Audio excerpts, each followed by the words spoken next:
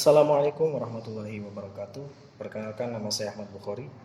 Pada sesi kali ini kita akan membahas mengenai sejarah Indonesia. Dan materi bahasan yang akan kita bahas pada kesempatan kali ini ialah mengenai imperialisme dan kolonialisme. Seperti yang kita ketahui bersama, bahwasanya negara kita, negara Indonesia, telah banyak melalui penderitaan akibat dari imperialisme dan kolonialisme bangsa Barat. Nah, sebelum kita lebih jauh, imperialisme dan kolonialisme seperti apa yang pernah melanda bangsa kita akan mengenal lebih dahulu mengenai apa sih yang dimaksud imperialisme dan kolonialisme itu. Nah, jadi apa sih yang dimaksud imperialisme dan kolonialisme itu? Oke, baik, kita akan simak bersama. Kita mulai dari kolonialisme. Kolonialisme atau koloni, secara bahasa, koloni berarti pemukiman. Atau secara istilahnya ialah upaya yang dilakukan negara-negara kuat guna menguasai suatu daerah wilayah termasuk penguasaan SDM, sumber daya manusia dan sumber daya alam yang ada di wilayah tersebut. Jadi kolonialisme itu berasal dari kata koloni, kolonial, pemukiman. Jadi ialah suatu upaya negara yang kuat, negara yang memiliki kekuatan militer dan juga kekuatan lainnya yang bisa menguasai negara-negara yang terbelakang itu. Lantas apa bedanya dengan imperialisme? Imperialisme secara bahasa berasal dari kata imperia atau imperial yang berarti memerintah atau menguasai.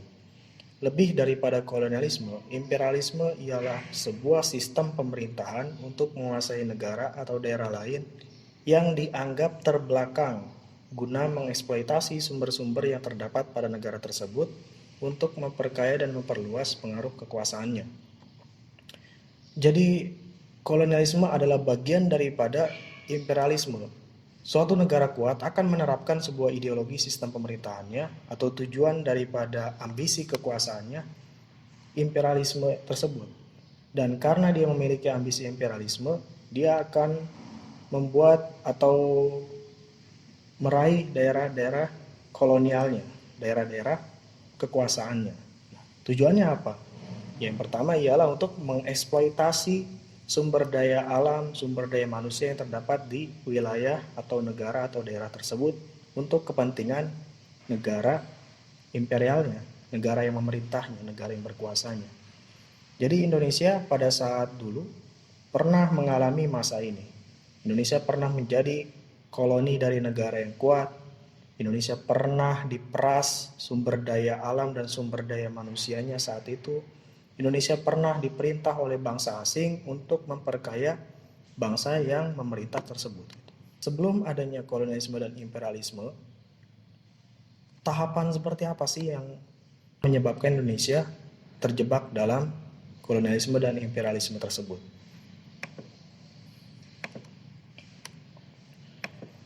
Nah, penyebab imperialisme kolonialisme barat atau bangsa asing memiliki motivasi yang besar untuk melakukan imperialisme di negara-negara yang terbelakang tadi, termasuk Indonesia saat itu. Nah, apa sih yang melatar belakangi bangsa barat punya ambisi untuk melakukan imperialisme dan kolonialisme kepada negara-negara yang dianggapnya terbelakang? Yang pertama ialah karena penaklukan Konstantinopel oleh Turki Utsmani tahun 1453. Pada saat Sultan Muhammad Al-Fatih berhasil menaklukkan Konstantinopel yang menjadi tempat yang sangat ramai, tempat yang sangat strategis, tempat sentral bagi kehidupan ekonomi, kehidupan politik di Eropa saat itu, berhasil ditaklukkan. Oleh karenanya perdagangan di Eropa mandek atau istilahnya ya tertutup gitu ya.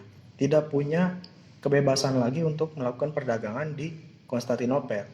Oleh karenanya para pedagang Eropa termasuk Portugis, Spanyol, Belanda dan lain sebagainya berambisi untuk menjelajah dunia guna menemukan daerah yang menghasilkan rempah-rempah, karena pada saat itu rempah-rempah bernilai sangat bagus gitu ya di perdagangan Eropa karena untuk bumbu masak dan lain sebagainya.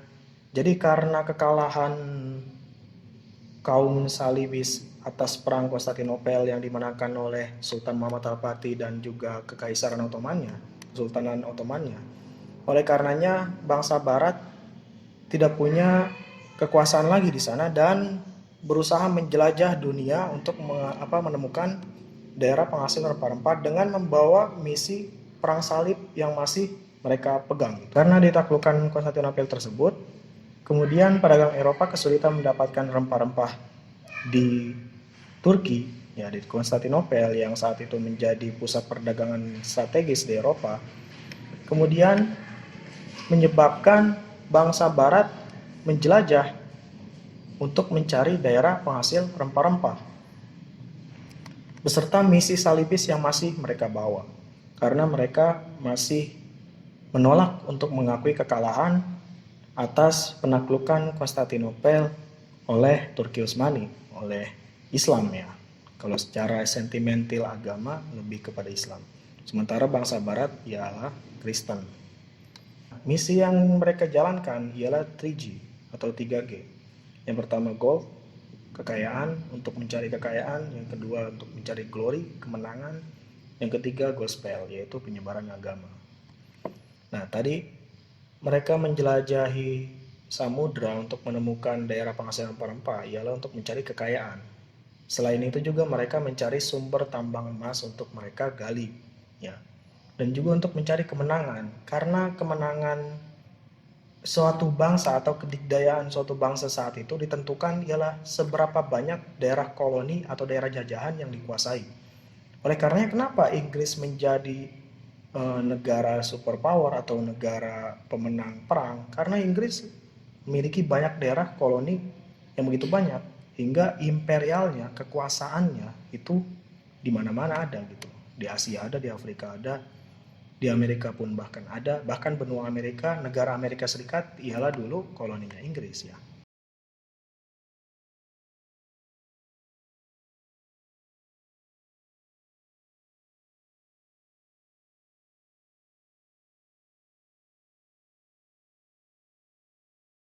Penjelajahan yang pertama kali dilakukan, yang tercatat dalam sejarah ialah dilakukan oleh bangsa Spanyol, yang dimotori oleh Christopher Columbus, yang kemudian dikenal sebagai sang penemu benua Amerika, ya, kalau dalam catatan sejarah yang beredar.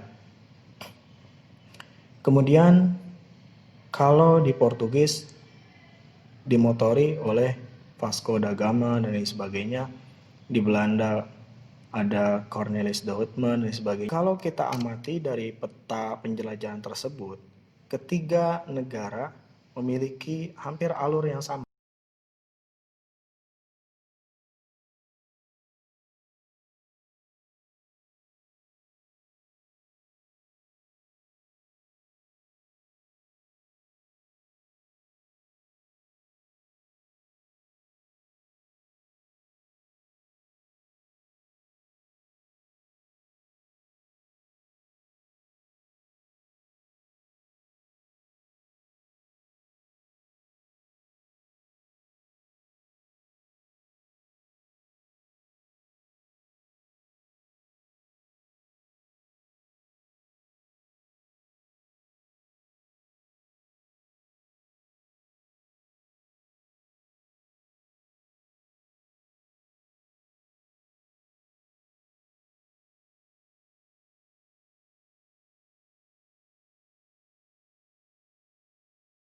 Alfonso de Albuquerque, ya, Albuquerque.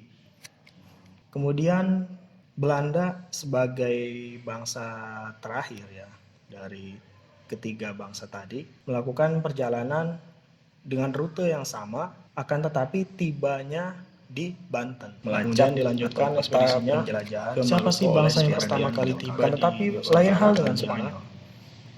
Spanyol itu mereka dari timur. Siapa sih bangsa yang pertama kali tiba? Kalau Nusantaranya itu dari 1511 tiba di Malacca. Malacca itu ialah menjadi pelabuhan hingga menyeberangi Samudra Pasifik hingga tiba di tahun 1511 tiba di Malacca. Oleh karenanya itu ialah menjadi bangsa Portugis beranggapan bahwasanya Malacca adalah daerah penghasil rempah-rempah yang sangat ramai.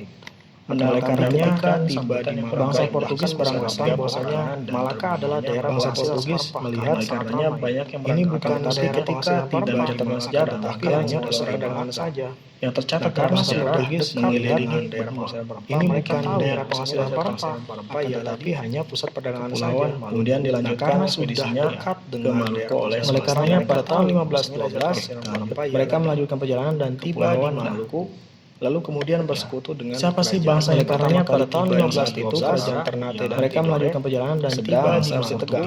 Lalu kemudian bersekutu. Siapa sih bangsa yang pertama kali tiba di Nusantara? Ialah bangsa Portugis yang dipimpin oleh Alfonso de Albuquerque. Tahun 1511 tiba di Malaka. Malaka saat itu ialah menjadi pelabuhan terbesar, pusat perdagangan terbesar yang ada di wilayah Asia. Oleh karenanya bangsa Portugis beranggapan bahwasanya Malaka adalah daerah penghasil rempah-rempah karena sangat ramai gitu.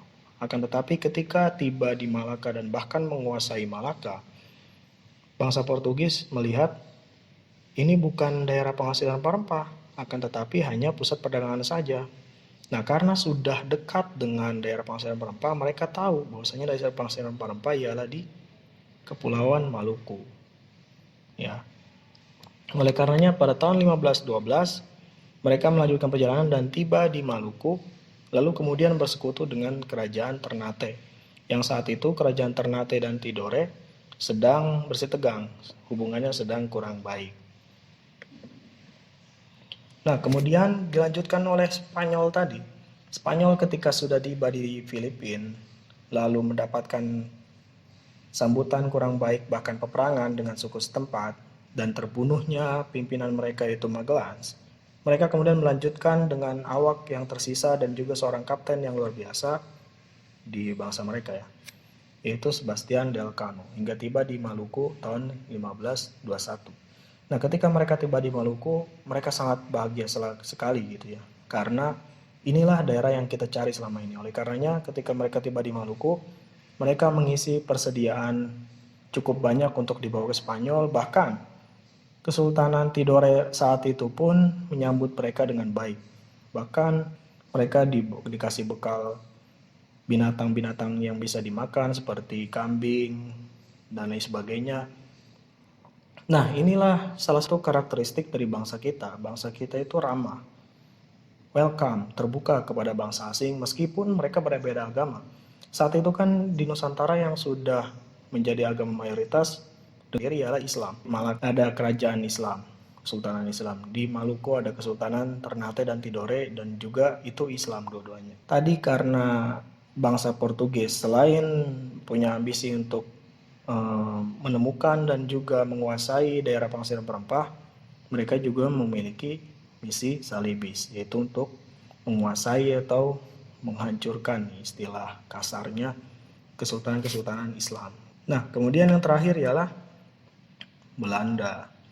Belanda tiba di Kepulauan Nusantara atau lebih tepatnya di Banten ialah tahun 1596 yang dipimpin oleh seorang kapten bernama Cornelis de Houtman.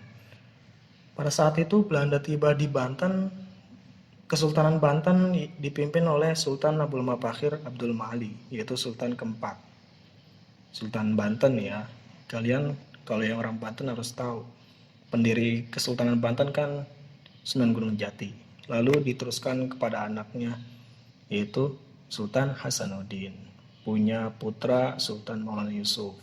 Punya putra lagi Pangeran Muhammad atau Sultan Muhammad. Dan yang keempat ialah Sultan Abu Mafakir Abdul Mali.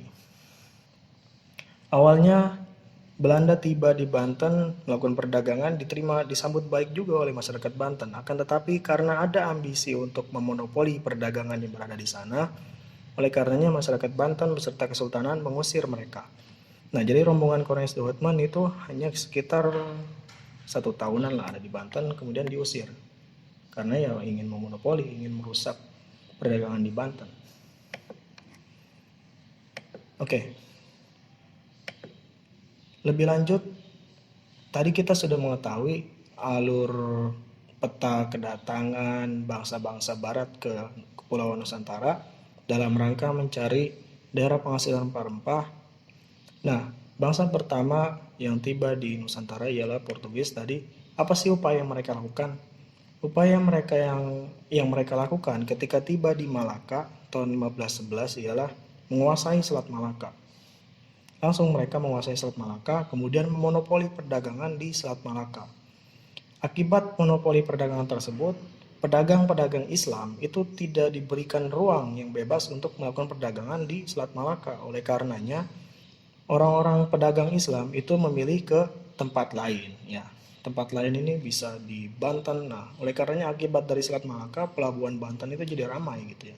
Oleh karena Belanda tertarik ke sana. Jadi, kemudian upaya yang dilakukan Portugis ialah juga membantu Ternate, kerajaan Ternate memerangi kerajaan Tidore yang ada di Maluku yang dibantu Spanyol. Nah, jadi Maluku itu kan jadi perebutan akhirnya. Ternate dan Tidore sedang bersitegang, oleh karenanya Portugis memihak kepada Ternate dan juga Spanyol kepada Tidore.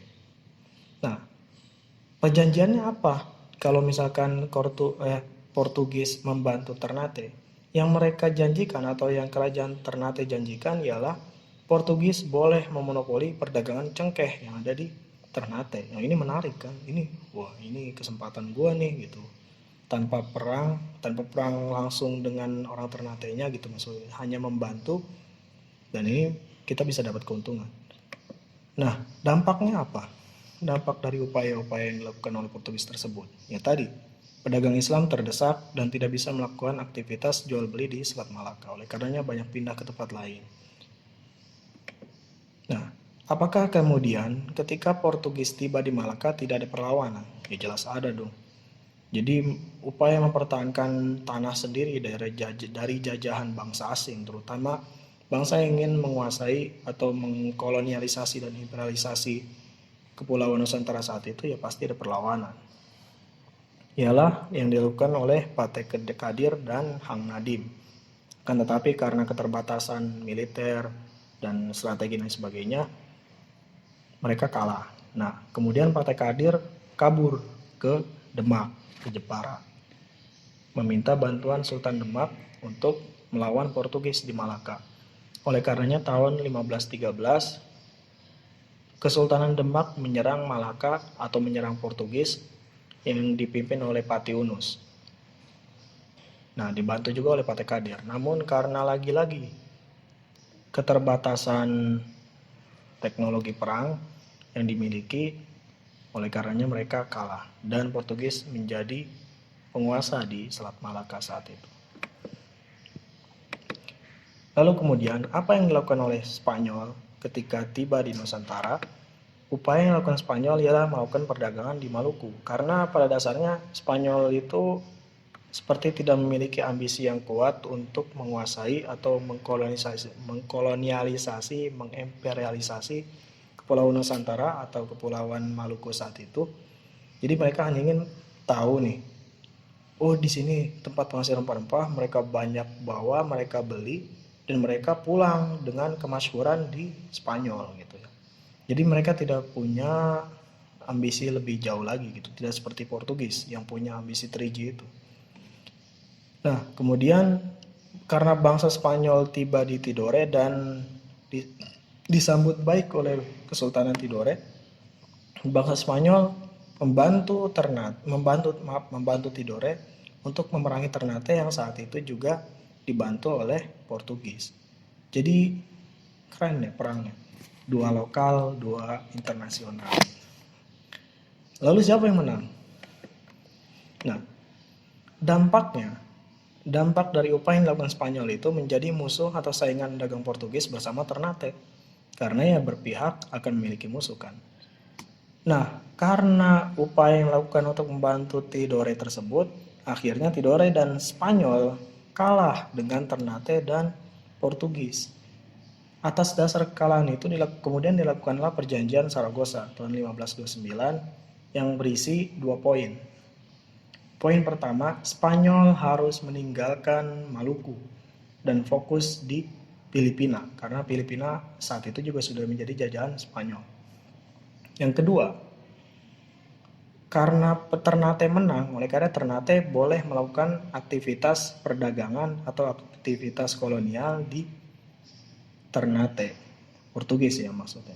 Portugis boleh melakukan aktivitas perdagangan di Ternate, bahkan membangun benteng, ikut memonopoli perdagangan yang ada di Ternate, bahkan di Tidore juga. Jadi seperti itu. Lalu perlawanannya apa? Ya perlawanannya dari Kesultanan Ternate yang dibantu oleh Portugis. Nah, ini dia. Lalu apa yang dilakukan oleh Belanda ketika tiba di Kepulauan Nusantara? Upaya yang dilakukan oleh Belanda ini ketika pertama kali kedatangan ya. Yang pertama, Belanda ingin memonopoli perdagangan di Banten yang tadi dipimpin oleh Cornelis de Houtman. Karena Cornelis de Houtman itu memiliki ambisi seperti itu, oleh karena diusir. Nah, kemudian ekspedisi lanjutan atau ekspedisi kedua yang dipimpin oleh Van Heemskerck ke Banten untuk berdagang. Karena tidak memiliki ambisi, maksudnya ya tidak terlalu menonjolkan ambisi untuk memonopoli lagi, ya cara-cara persuasif lah. Oleh karena diterima oleh masyarakat Banten dengan baik. Kemudian 1599, 1 tahun berikutnya, bangsa Belanda melanjutkan perjalanan ke Maluku, yaitu daerah penghasil rempah-rempahnya yang dipimpin oleh Jenderal Van Neck. Nah, ketika tiba di Maluku, mereka disambut baik karena